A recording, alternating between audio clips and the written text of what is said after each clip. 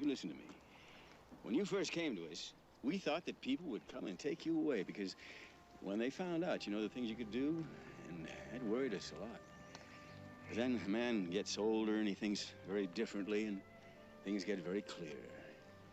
And there's one thing I do know, son, and that is you are here for a reason. I don't know whose reason, whatever the reason is.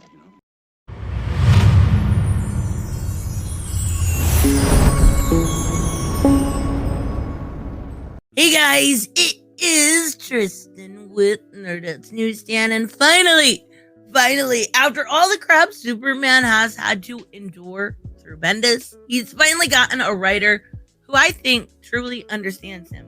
And that's all thanks to Phillip Kennedy Johnson.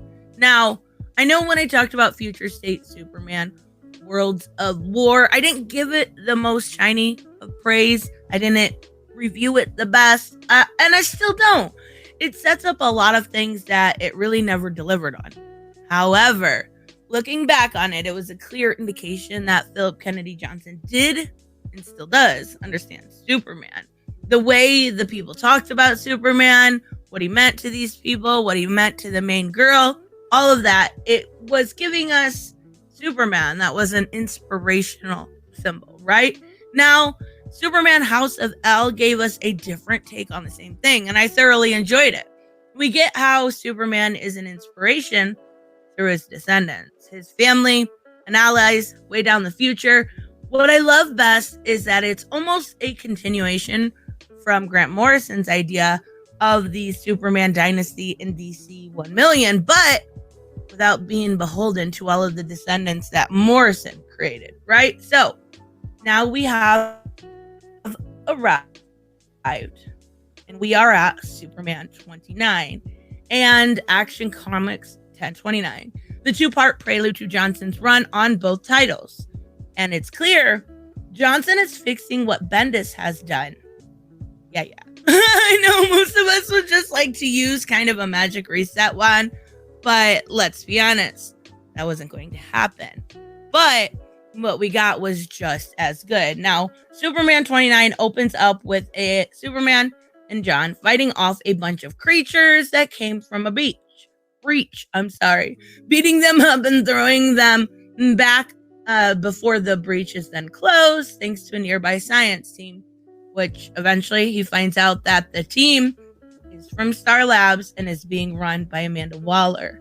Now, when a second breach occurs, it's clear Waller knows what's going on as Superman and John then again fight them off. She's informed that the team that they have received data from Superman's fight too, right? Clearly, this is setting up things for later. The rest of the issue focuses on Superman and John as he tries to start playing a game that John made when he was called little. It was called Coney Ball. However, for John, that was so long ago, and he doesn't remember. But for his dad, for Superman, it was just like yesterday. This is when things are made clear how much they've missed. Bendis would do scenes like this, but they would only do it and then brush things aside, saying, oh, it's okay, Dad, it's okay.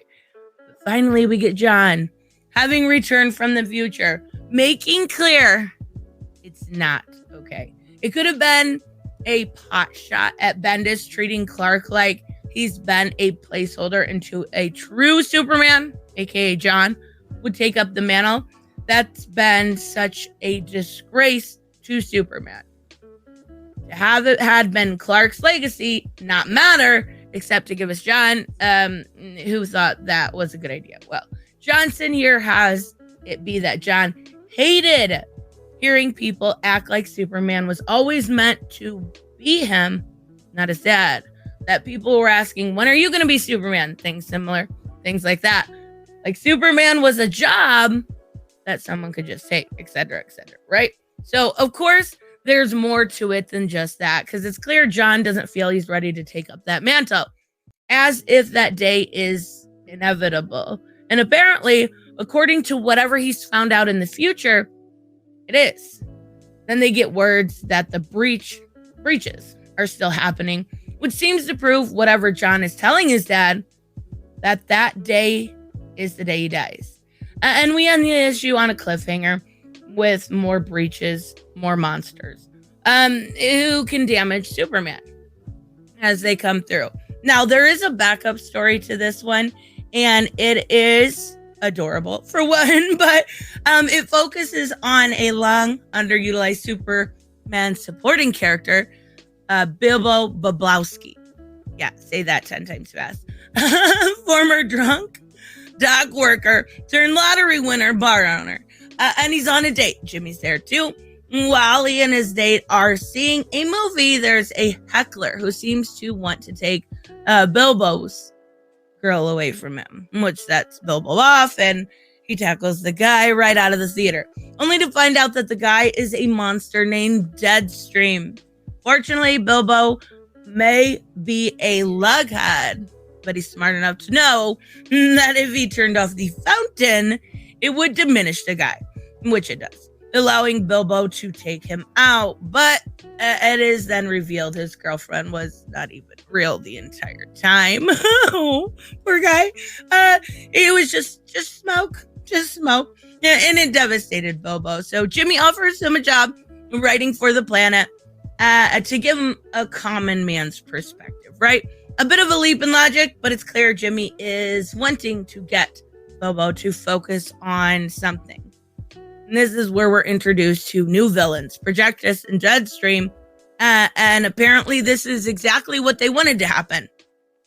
Okay, all right. I'm not sure exactly where this is going, but we'll get there next time. So then we go to Action Comics 1029.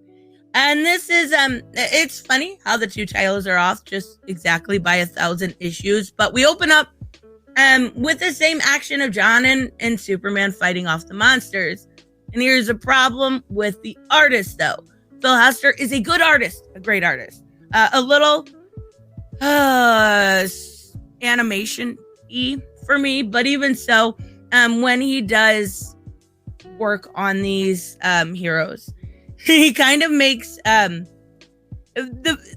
characters, the villains, all look very similar, right? Especially these breach monsters. But even so, the space station is damaged, so Clark and John get on board to save everyone. Here we find out that apparently Waller is the director of Stars, kind of leaning more towards the Justice League animated series, and I think the art is very vindicative of that too. And that the first breach was actually an accident, but she pushed them to continue to study it to see how it affected Superman. Typical of the Wall. Anyways, before heading back out, John begs and pleads with his father not to go out, because this is the day in the history books that it said that they would have Clark no longer around and his father die.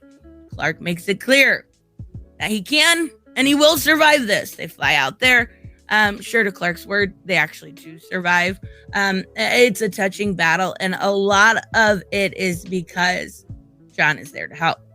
But they do actually succeed. So as they fly home, Clark talks with John, making it clear he didn't seem to handle the situation back there very well at all, right?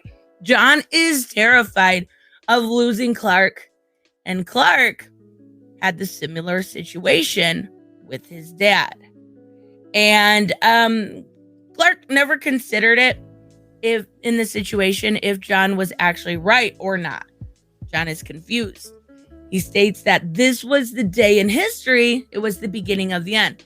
Of course, he did assume that this day was the end. He didn't consider maybe that it was just the beginning of the end. And we'll talk a little bit more about that at the end. And now he's wondering, what if his father's days are numbered?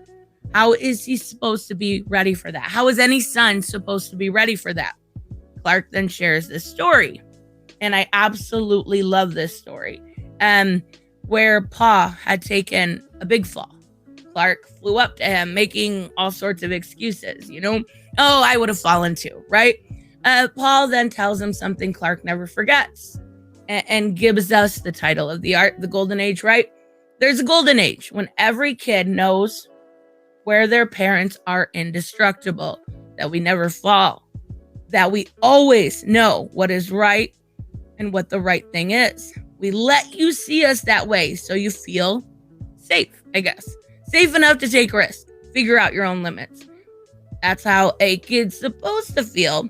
But everybody falls, Clark. And that's okay. Someday your kids will see you fall, and that'll be okay. When you see your kids step out of their golden age and start to test themselves, you'll understand what it was all for. That is an extraordinarily strong scene. I really, really enjoyed it. Now, it's something that I personally think Bendis could never have written. Bendis would have just said, "You're the greatest, John. You're going to take over," or something like that, right? Anything to just brush off any worries and complaints and make it clear what he had planned was going to work. But Johnson here instead has it be the characters, explain things for each other, and for father to give his son advice he hasn't had the chance to give him due to the circumstances that are completely beyond his control. But it's so touchy.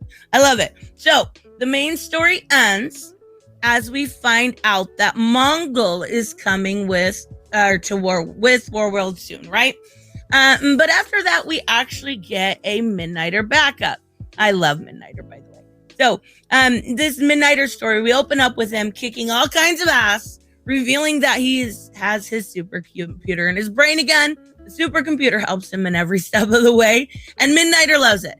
Even having it tell him a crook will drown in 43 seconds, so he lives him out in 44 seconds for science, right? For science. But once he gets home, we find out that the AI is from the skull he took with him from the events in Future State. And we find out that the AI of the computer has left a part of itself and its brain, enough to create a link and actually talk with him.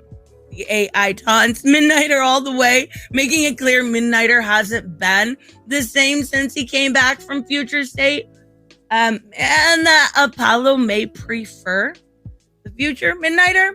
What happened with Apollo in the future also bothers him, right? So the AI continues to haunt him to upgrade himself, to make himself be more like a robot that he ripped the skull from. Then reveals he uploaded himself to Midnighter's brain, right?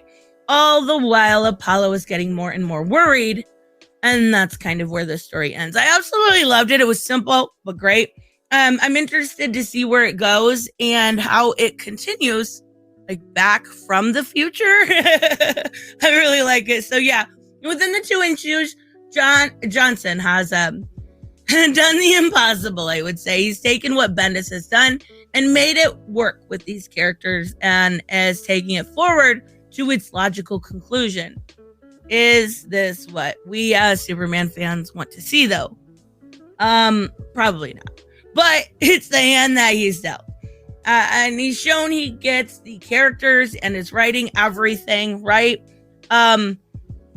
With the characters in mind. The scenes with Clark and John are so strong, and it's clear he's repairing the damage. I honestly can't recommend this enough. First time I've been able to recommend Superman in years. Now, where is this going is the question. And if we do see Superman's death, then what happens? Does John take over? Or, now my theory is President Superman being ushered in to save the universe because of the new Superman reboot being done by Ta-Nehisi Coates. Is that why they planted the idea of John being a tyrant in Infinite Frontier Zero? Anyways, those are all theories, and that's for another video. Let me know, of course, what you guys think about these two stories. Again, great recommend. I will see you guys in the next one. Bye-bye.